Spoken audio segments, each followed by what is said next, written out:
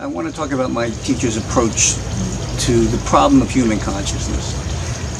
And I address it this way because when you think about the Four Noble Truths, that's what the historical Buddha is trying to say. There's something fundamentally wrong. There's suffering, there's a cause for suffering, and there's a solution. I find in a lot of approach to the problem of the self, whether it's in Advaita or Zen or whatever, is that people don't really think about or spend much time on understanding what the problem of human consciousness is. And in my years with Dr. DiMartino and Dr. Abe, that was the main focus. And I want to give you some examples of why that's important. So you don't go to your mechanic and say, my car's not right, fix it. You have to figure out what's wrong with it. Is it steering? Is it electrical? What is it? You need to understand what the problem is before you can approach the problem. I watched somebody recently using a wind turbine, move something along, and they didn't know how it worked. And they were going nuts trying to get it to operate. And I said, well, why don't you try to understand how it operates first, how it functions, and then you can use it. So, you know, it's like I want to go to Chicago. Okay, well, I have to understand where Chicago is and the means of getting there and all those things, and not just say, I'm going to sit and wait for it or whatever. So their approach was to understand how the mind works. And the mind works only in a dualistic process. And what that means is that the mind separates something to know what it is. I see that tree over there and I can observe it because I am not the tree. I stand apart from the tree. I am I, but I am not those things. But who am I? Well, I know that I am, but I don't know who I am. So now I'm looking at myself as an object, as something that stands outside of me. I think it's very important to understand this. Nisargadatta, Indian guru, said, we cannot be that which we perceive. In other words, if we perceive it, the way consciousness works, we have to be separate from it. It's outside of us, so we can't be it. So you cannot be that which you perceive. You stand apart from it. You stand apart from yourself. However, we objectify ourselves. And, you know, one of the big insults in today's world is to be objectified. I'm a person, don't treat me like an object, particularly with females. And I found in my own experience, it's gotten worse as time's gone on. When I was younger, I'd say, look at her, isn't she lovely? And guys will now look at a woman who's very attractive and say, look at that. I mean, that's the ultimate objectification, right? At the same time, we treat ourselves like objects. We adorn ourselves, we do everything to look good as an object for the other person.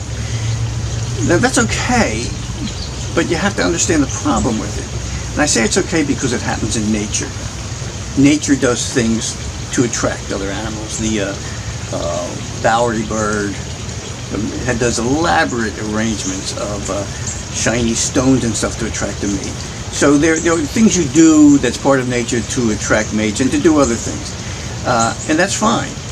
But when you over-objectify yourself, when someone's dressed very provocatively and say, why do they look at me like an object? Because you have accentuated the objective objects of yourself. Your personality is not the number one thing we're observing here. Men do it with muscles and whatever, and women do it with clothing and whatever. So this is a basic objectification. Now this idea of identifying yourself as what your body is, that's a real problem. Because it's not what you are. And it is what you are. Now let me explain this. We talk about ourselves, and we talk about my arm. This is me, part of me. Chop this arm off and put it over there. Do I say part of me is over there? No. I say my arm is over there. So now, it's no longer me, it was a part of me. But then the question is, when do I arise? Well, let me give you an example of this. So that's not me. So let's just say you're driving home one day, and next thing you know, you open your eyes, you were in an accident, you didn't know it. So doctor comes in, doctor says, look, this was bad. And it's going to be upsetting, but I have to tell you what's going on. Now, when you were lying there, if the doctor said to you, are you you? You'd say, yeah, I'm me. You're conscious. You don't feel pain or anything. I'm conscious. I'm me. He said, well, you lost your legs. Well, it's a horrible thing. Right? And then you're like, well, are you less you? I mean, you've been reduced somehow, but are you less you? Then the doctor says it's worse than that. You lost your arms. Are you less you? And then he says it's really horrible. You were burnt. You lost your face. A minute ago, before you knew you were even in an accident, when you first became conscious, you felt wholly you.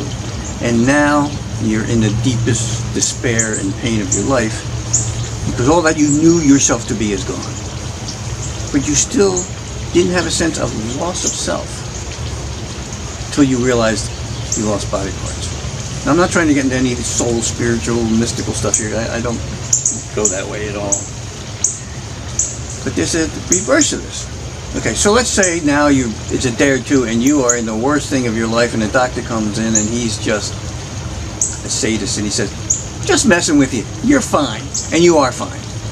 Now you're happy. Nothing has changed. Your perspective has changed, okay? At the same time, can you add to yourself? You become more of a self?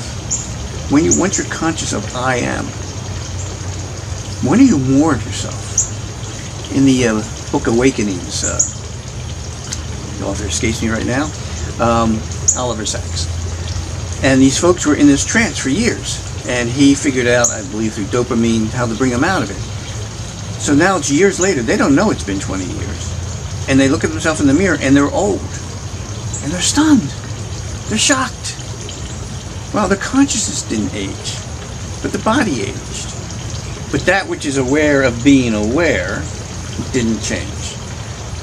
And so that's the fundamental aspect I want to work towards. But the objectification of self, the objectification of others, it's what we do because we don't know anything fundamentally. We don't know a tree as it is. The Zen Master Poyan said, when I point to a tree and say that's a tree, your mind goes everywhere but the tree. You don't see the tree, you see your thought of the tree. You see your impression of the tree. You see the tree as it composes. Is it deciduous? Is it evergreen? Is it this? Is it that? But you don't see the tree. So this process of the dualistic mind is what we want to really think about and see what the workings are of it, and how all of our things, all of our conditioning and prejudices and everything come from this subject-object thought. That's over there, and this is what I think of it. Okay? So I hope that provides some insight, and I'll keep going.